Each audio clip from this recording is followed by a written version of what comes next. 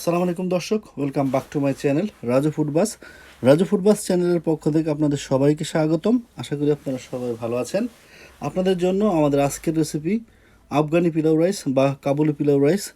এটা কিন্তু একেবারে তেল মশলা, খুবই সামান্য পরিমাণে তেল মশলা এই রান্নাটা করা হয়। যেহেতু আমরা সবসময় এক ধরনের খাবার খেয়ে একটা একঘেয়েমি চলে আসে, তাই চেষ্টা করেছি আজকে আপনাদেরকে একটা ডিফারেন্ট কিছু দেখানোর জন্য। আর সেটা হচ্ছে কাবুলি পিলাও রাইস।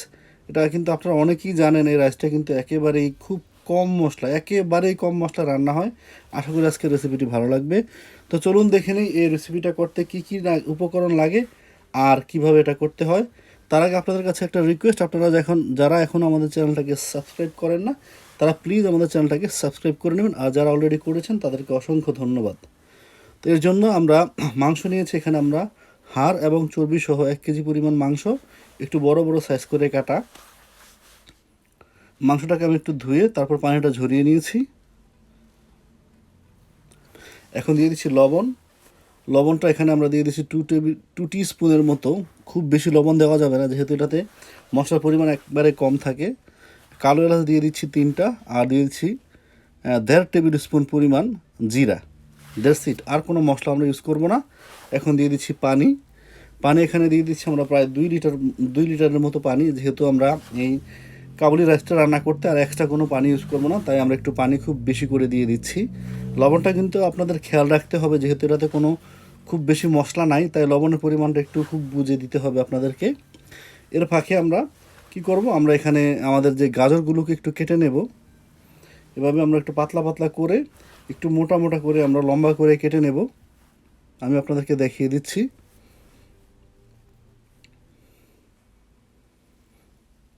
এই গাজরের কাজটা কিন্তু এখন লাগবে না আমাদের, একেবারে ফিনিশিং আমরা গাজরটা গার্নিশিংয়ের জন্য ইউজ করব।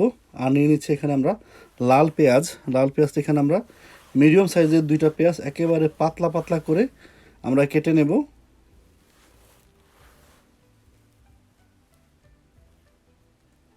খুব বড় আকারের পেঁয়াজ না, আমি মিডিয়াম সাইজের 2টা পেঁয়াজ এখানে নিয়েছি, আপনারা দেখতেই পাচ্ছেন। এভাবে আমরা পাতলা করে কেটে পেঁয়াজগুলোকে নিয়ে রেখে দেবো সাইডে। এখন নিয়ে নিচ্ছি টমেটো। এই টমেটোগুলোকে একেবারে আমরা পাতলা পাতলা করে কাটবো। এখানে আমি মিডিয়াম সাইজের 2টা টমেটো নিয়েছি, খুব বড় টমেটো নিইনি, আপনারা দেখতেই পাচ্ছেন এখানে। আর এর মাঝে কিন্তু আমরা আমাদের মাংসটাকে কিন্তু সিদ্ধ হতে দিয়ে দিয়েছি প্রেসার কুকারে। আর সিদ্ধটা আসলে আমি টাইমটা বলবো না আপনাদেরকে, কারণ এক একটা প্রেসার কুকারের রেঞ্জ এক এক রকম থাকে, তাই যাতে খুব ভালোভাবে সিদ্ধ হয় মাংসটা সেদিকে আপনারা খেয়াল রাখবেন। আমার মাংসটা কিন্তু অলরেডি সিদ্ধ হয়ে গেছে।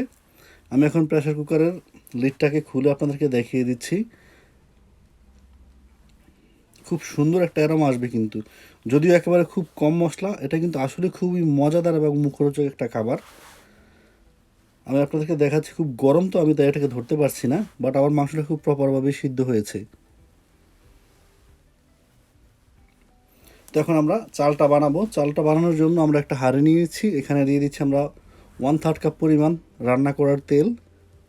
এখন দিয়ে দিচ্ছি আমরা যে আমাদের পেঁয়াজটা কেটে রেখেছিলাম, সেই পেঁয়াজটা দিয়ে পেঁয়াজটাকে আমরা একটু হালকা একটু বাদামি করে ভেজে নেব। হালকা বাদামি হয়ে গেলে আমরা দিয়ে দিচ্ছি টমেটো। যে টমেটোগুলো আমরা কুচি করে রেখেছিলাম সেই টমেটোগুলো দিয়ে দিচ্ছি। টমেটোটা যাতে তাড়াতাড়ি নরম হয়ে যায়, এখন আমরা দিয়ে দেবো সামান্য পরিমাণে লবণ। লবণ কিন্তু খুব বুঝে দিবেন, কারণ এটাতে কিন্তু লবণ খুব বেশি দেওয়া যাবে না, লাগলে একবার পরে আপনারা দিবেন। লবণটা খুব বুঝে দিতে হবে, কারণ খুব স্পাইস কম থাকে তো লবণ কিন্তু একটু বেশি হয়ে যায়। পেঁয়াজটা এখন আমরা যে আমাদের টমেটোটা গলে গেলে এখন দিয়ে দিচ্ছি আমরা চালটাকে, যে বাসমতি চাল, এই চালটাকে আমি কিন্তু 1 ঘন্টার জন্য ভিজিয়ে রেখেছিলাম, তারপর আমি ধুয়ে এখন আমাদের চালটাকে আমি দিয়ে দিচ্ছি এখানে। যেহেতু আমাদের মাংসটা 1 কেজি, তাই এখানে আমি চাল নিয়েছি প্রায় 500 গ্রামের মতো। দিয়ে এখন এই সবগুলো উপকরণের সাথে আমি চালটাকে একটু ভালোভাবে ভেজে নেব।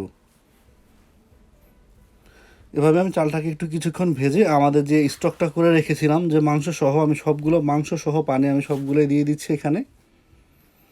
দিয়ে একটু ভালোভাবে নেড়েচেড়ে মিক্স করে দিচ্ছি।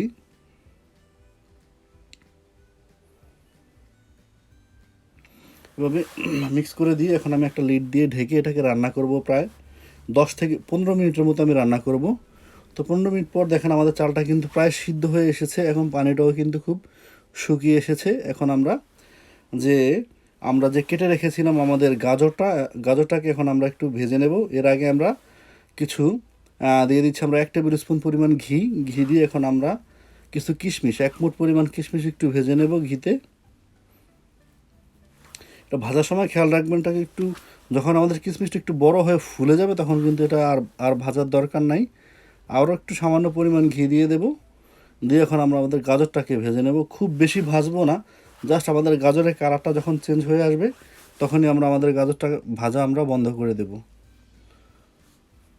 তো আমাদের গাজরটা কিন্তু হয়ে গেছে। এখন আমরা আমাদের যেই রাইসটা আছে এর উপরে আমরা দিয়ে দেব গাজরটা, আর দিয়ে দেব আমাদের যে কিশমিশগুলো, এভাবে একটু বিছিয়ে দিয়ে দেব। দিয়ে আমরা একটু চারিদিকে ছড়িয়ে এখন আমরা এটাকে দমে দেব। দমে দেওয়ার জন্য আমি এখানে একটা অ্যালুমিনিয়াম ফয়েল ইউজ করেছি। একটা লিড দিয়ে ঢেকে এটাকে আমি চুলার আঁচটা একেবারে কমিয়ে দিয়ে আমি এটাকে 15 মিনিটের মতো এভাবে দমে রেখে দেব। তো দমে 15 মিনিট রাখার পর 5 মিনিট কিন্তু আমি চুলাটা বন্ধ করে 5 মিনিট আমি এভাবেই রেখেছি।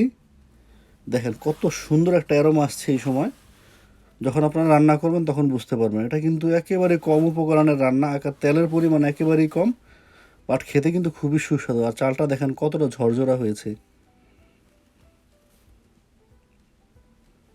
তো এখন আমি আপনাদেরকে সার্ভ করে দেখাচ্ছি। দেখেন আমাদের চালটা কতটা ঝরঝরা, কত সুন্দর যে অ্যারোমা আসছে আমি আপনাদেরকে বলে বোঝাতে পারবো না। তো উপরে কিছু গাজর দিয়ে দিচ্ছি গার্নিশিংয়ের জন্য, আর দিয়ে দিচ্ছি কিছু কিশমিশ। তো দেখুন বন্ধুরা, তৈরি হয়ে গেল কত সহজ এবং কত ইজিভাবে কাবুলি পিলাও রাইস। এটা কিন্তু অবশ্যই বাসায় ট্রাই করবেন, আশা করি আপনাদের ভালো লাগবে। আর আমাদের রেসিপিটা আজকে কেমন হয়েছে আমাদেরকে জানাতে ভুলবেন না। সবাই খুব বেশি বেশি ভালো থাকবেন। অবশ্যই কিন্তু আমাদের চ্যানেলটাকে সাবস্ক্রাইব করতে ভুলবেন না। সবাই খুব বেশি বেশি ভালো থাকবেন এবং বেশি বেশি করে শেয়ার করবেন। Take care everyone, thank you for watching.